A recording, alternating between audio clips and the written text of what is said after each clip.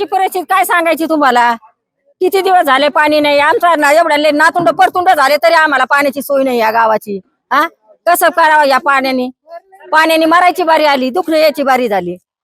हा, भांडण्यात काय मजा आहे का? पाण्याने माणसाला एकूणाच्या मारामाऱ्या व्हायची बारी पाण्यासाठी. हा, भरायला लागलो पाणी. किती पाणी येतं? हा,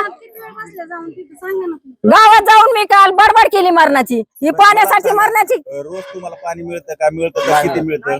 अहो कशाचं पाणी भेटते? 2 टिपाडे भेटले झालं. आणता येते काय सायकल? एक चुंटी बाळातीन झालेली पोरगे कामावून येतं सकाळच्या पारी आणि तिथे पाण्याला आता दुधाचं पाण्याचे काय सोयी बदल? एकल्या माणसं असले तर काय करी पाहिजे घेईन का? पाणी बचत कशी करता? मग ही अशीच करायची थोडी थोडी कसं?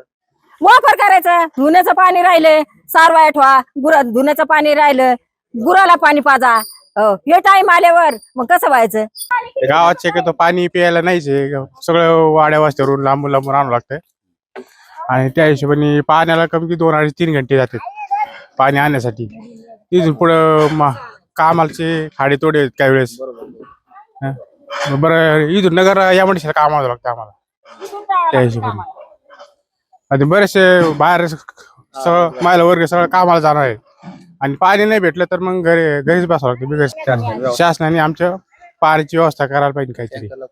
पाण्याची खूप बिकट परिस्थिती आमच्या गावामध्ये. आम्हाला पाणी आणण्यासाठी 2 किलोमीटर लांब जावं लागतं. कधी कधी पाणी आणण्यासाठी आमच्या कामाचा खाडा करून आम्हाला घरी आराम करावा लागतो. एक तर काम तर नाही पाणी तर पाणी पण नाही. त्याच्यामुळे पाण्याची खूप बिकट परिस्थिती. शासनाने आमची एवढीच विनंती की आमचे काम पाण्याची सोय करावी.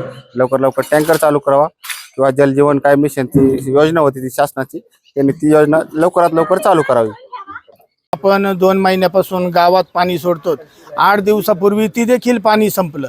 त्यानंतर आपण खर्चानी गावात 10,000 लिटर पाणी टाकतो, पण ती पाणी अगदीच अपुरं आहे. पाणी ती पुरत नाही. टँकरचा प्रस्ताव आपण केलेला आहे. तो टँकर शासनाने लवकरात लवकर चालू करावा अशी मनापासून विनंती आहे. आणि दुसरी गोष्ट म्हणजे जलजीवन मिशनचं 1 कोटी रुपयाचं काम जी अगदीच त्याचा दर्जा म्हणण्यापेक्षा ती काम अर्धवट झालेलं आहे. आणि अर्धवट काम झाल्यामुळं त्यातल्या कुठल्याही प्रकारे कोणत्याही वस्तीला कोणत्याही गाव म्हणजे कोणत्याही एका व्यक्तीला देखील टाकीत पाणी सुद्धा येणं मुश्किल आहे. आणि त्या विहिरीला देखील ज्या ठिकाणी विहीर घेतली त्या विहिरीला देखील पाणी नाही. शासनाकडे विनंती आहे त्या योजनेकडे लक्ष घालून मोठ्या प्रमाणात आमचा पाण्याचा जो प्रश्न आहे तो मिटवावा अशीच अपेक्षा बाळगतो.